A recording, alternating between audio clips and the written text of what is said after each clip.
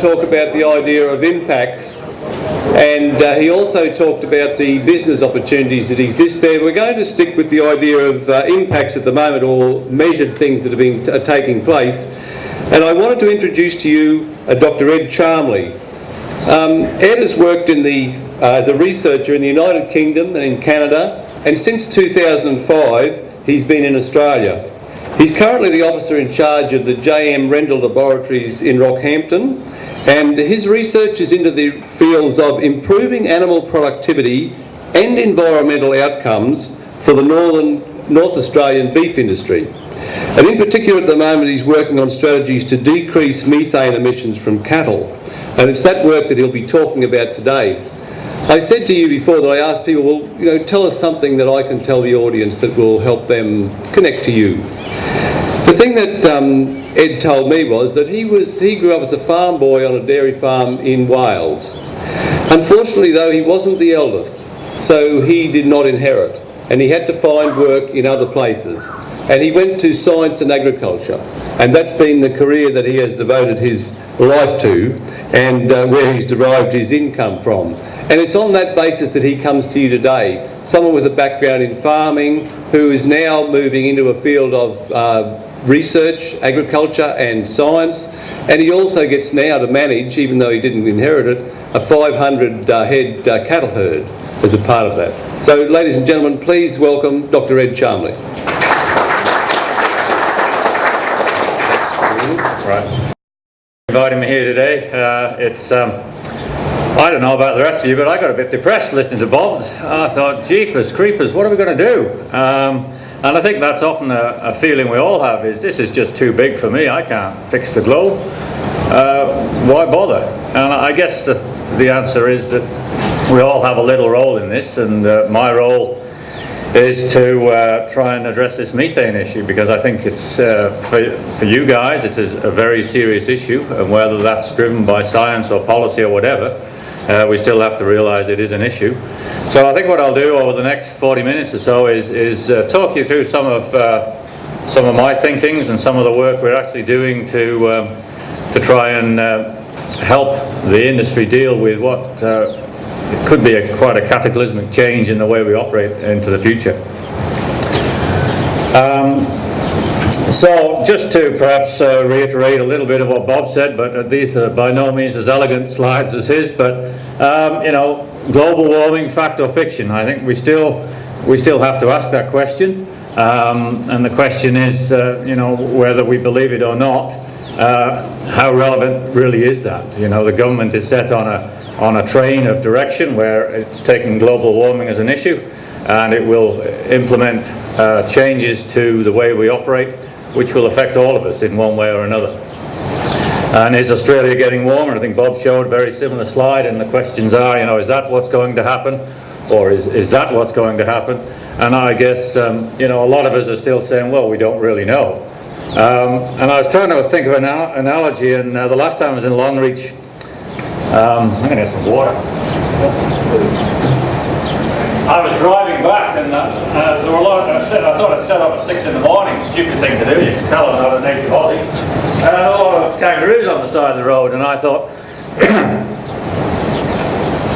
well, it might jump out and I'll hit the thing. So I slowed down, and I guess that's my philosophy here is, I don't really know, but I'm not willing to take the chance that this thing is going to jump out and hit me.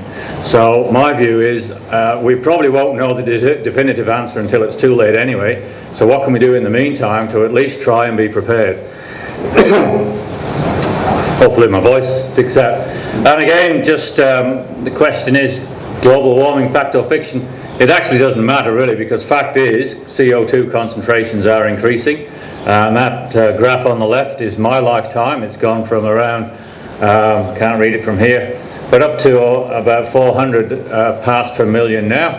And similarly over that time frame since I've been a grown up, I guess, methane has increased in parts per billion. A lot less methane in the atmosphere than CO2. But the problem with methane is, for every gram or kilogram of methane out there, it has 23 times the global warming potential of CO2.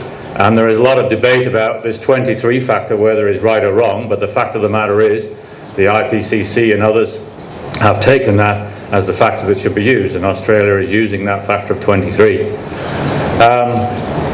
The other point I'd like to make about this slide is you get the feeling that methane is tailing off, and maybe we fixed the problem there, but my understanding is, and Bob may know better than I, that this is actually now it's beginning to increase again as well.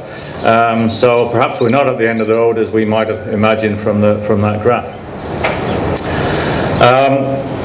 So, you know, Australia is a tiny country. Why, you know, whatever we do here, will it really impact on the rest of the world? And that's a good question to ask. But I think when we look at ourselves in an international context, we are seeing, and this is per capita emissions due to agricultural productivity. We are one of the countries that's near the top.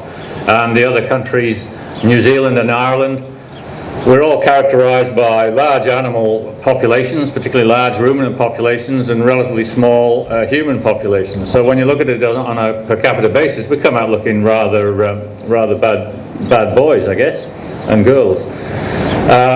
So these are the sorts of things that the rest of the world are looking at, and I think these are the pressures that the industry will be facing as to what we have to do. We have to look at these and decide what sort of response we need to make to be seen to be on the front foot. Because if we're not on the front foot with this, we will definitely be on the back foot, and I don't think that's an influential position to be in.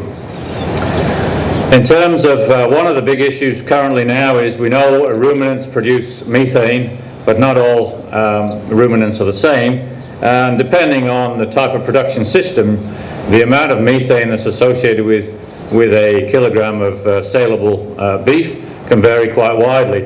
And this is just some data from life cycle analyses around the world, and there are not a lot of these, and a lot of them are not very good. There's quite chunky data that goes into some of these. But nevertheless, what you can see is there's a range there. You kind of wonder if that guy in Africa really is the most efficient producer of beef per unit of methane emitted.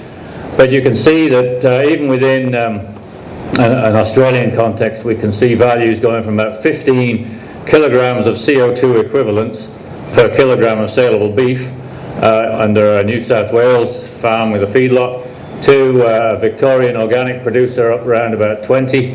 And I think it would be fair to say that when we look at these things for the northern industry, we're at the higher end of that range. And we'll talk a little bit about why that's the case as we go through the presentation. So whether or not we can make an impact, one thing I think that if we can demonstrate that our beef is produced with less associated methane than beef in other parts of the globe, then I think that is a point, it's a marketing position to be in, and again helps our industry vis-a-vis some of these other industries, particularly when, you know, globally a lot of beef production is seen to be, you cut down the rainforest that was sequestering carbon and put beef cattle out there that's producing carbon. We need to be sure that our industry can differentiate itself from what Joe Public sees and tends to paint us all with the same paintbrush. And in fact, when you look at trends in greenhouse gas emissions over the last 10, 20 years or so, you can see that actually the Australian greenhouse gas emissions haven't increased that markedly over that time. And that's largely because the rural emissions from agriculture and land use change, this is vegetation thickening and tree clearing moratoria and the rest of it, have reduced our emissions from the sort of rural sector, whereas the actual the emissions from the industrial sector have increased. But these two have balanced one another out.